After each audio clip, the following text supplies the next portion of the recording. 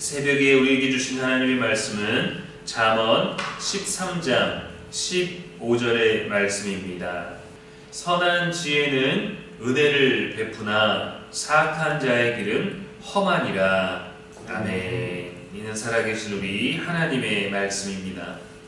이 시간 지혜는 은혜의 문을 연다라는 제목으로 말씀 전하겠습니다.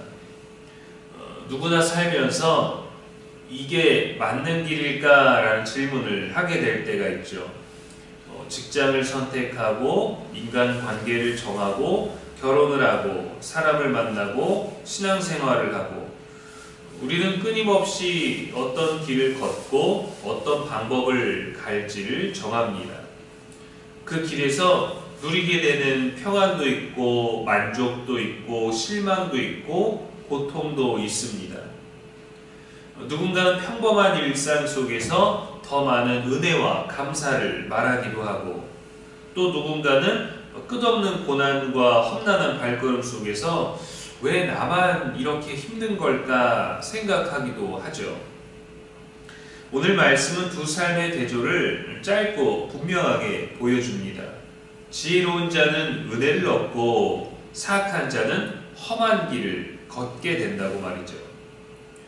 선한 지혜는 히브리어로 세켈 토브인데 삶의 방향성과 태도에 기반한 분별력 있는 지혜를 표현하는 단어입니다. 은혜를 베푼다라는 것은 사람들과의 관계 속에서 호의를 얻고 인정을 받는다는 뜻이에요. 사악한 자의 길은 험하다라는 것은 강팍하고 거칠다, 부서질 것 없는 단단한 길을 말하는데 고집스럽고 굽힐 줄 모르는 길을 의미합니다. 지혜를 말하지만 언제나 삶의 태도에 대해서 우리들에게 말하고 있죠. 얼만큼 알고 있느냐가 지혜가 아니라 어떠한 삶의 태도를 가지고 살아가느냐가 바로 잠언이 다루고 있는 지혜입니다.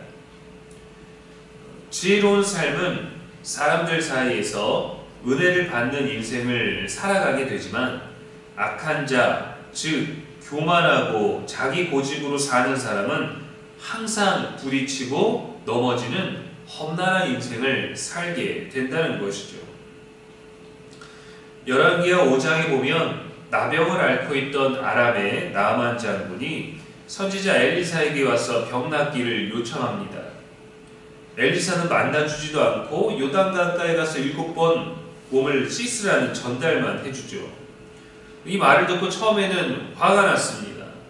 자기 나라에 가면 더 아름답고 큰 강이 있는데 물도 깨끗하지도 않고 크지도 않은 강에서 직접 나와서 인사해주지도 않고 말로만 나한테 가라고 이렇게 명령을 하니 기분이 너무 나빴어요.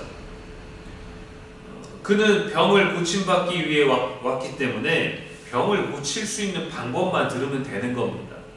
근데 병을 고칠 수 있는 방법을 들었는데 자기가 기대한 방법이 아니니까 자기 고집에 따라 기분이 나빠진 거예요.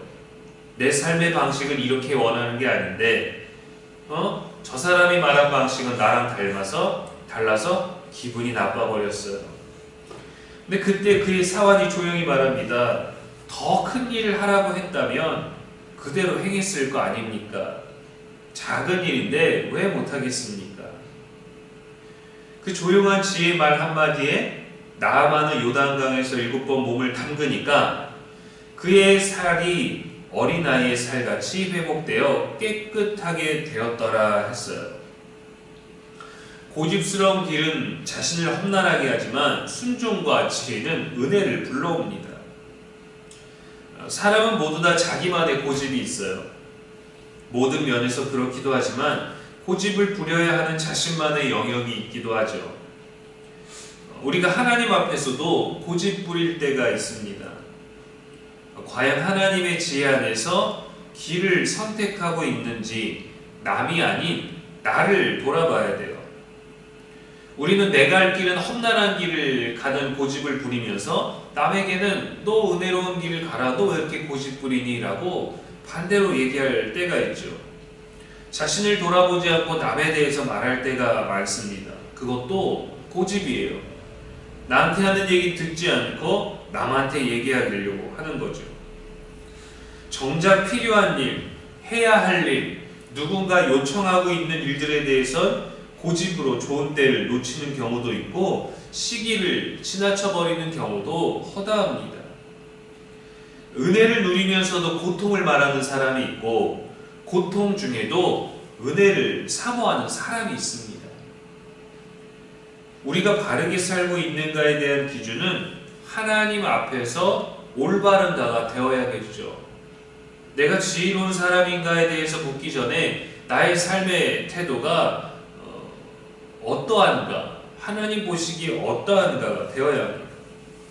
때로는 하나님 앞에서의 믿음이지만 사람들의 주변의 시선을 의식하다가 하나님을 놓치고 사람들 앞에서의 신실하고 거룩한 내 모습을 지키는 때가 있습니다. 성경은 이것을 고집이라고 말해요.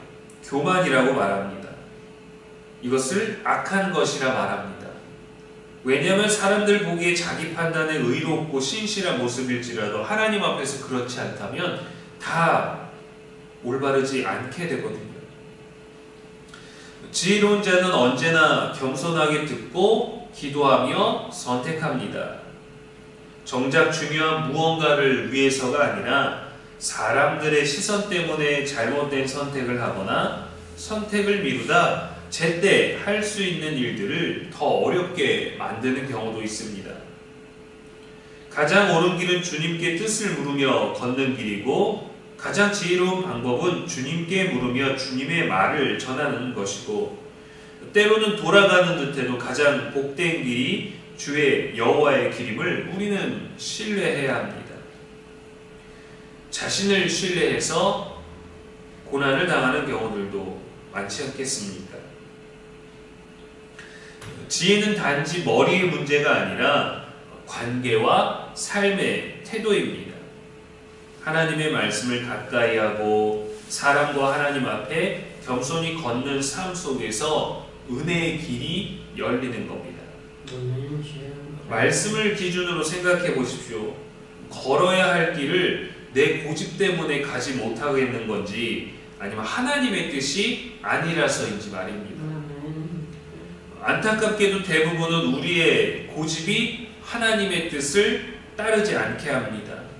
우리의 경험이, 우리의 교만이 하나님 뜻대로 가겠습니다 라고 하지만 실제로는 내 길을 가는 경우가 많아요. 오늘 말씀은 완전히 대조해서 그것을 사악한 자의 길이라고 말하는 겁니다. 왜냐하면 결과가 험난해지기 때문이죠. 하나님의 뜻을 따르는 것보다 내 고집 꺾는 일이 더 어렵기 때문입니다. 그래서 내가 죽지 않으면 성령이 일할 수 없어요.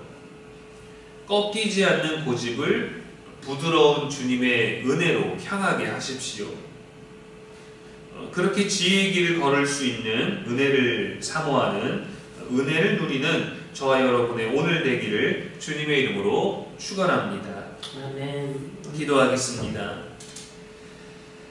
은혜로우신 하나님 아버지, 우리의 걸음이 지혜의 길 위에 서게 하시고 그 길에서 은혜를 누리는 자 되게 하여 주옵소서. 세상의 고집과 교만을 따르지 않게 하시고 말씀 안에서 겸손히 걸으며 성령이 일하실 수 있도록 나를 비우는 어려운 믿음의 도전이 있게 하여 주옵소서. 은혜 누리기를 원하는 우리의 마음을 아시는 주님, 험한 길을 걷더라도 평탄한 길로 인도하고 계심을 믿게 하여 주시옵고 은혜를 누리면서도 고통을 말하는 인생이 아니라 고통 중에도 은혜를 사모하며 감사와 찬양을 놓지 않는 우리들의 복된 하루가 되게 하여 주옵소서. 오늘도 우리의 영원한 소망이 되시는 예수님의 이름으로 축복하며 기도합니다. 아멘.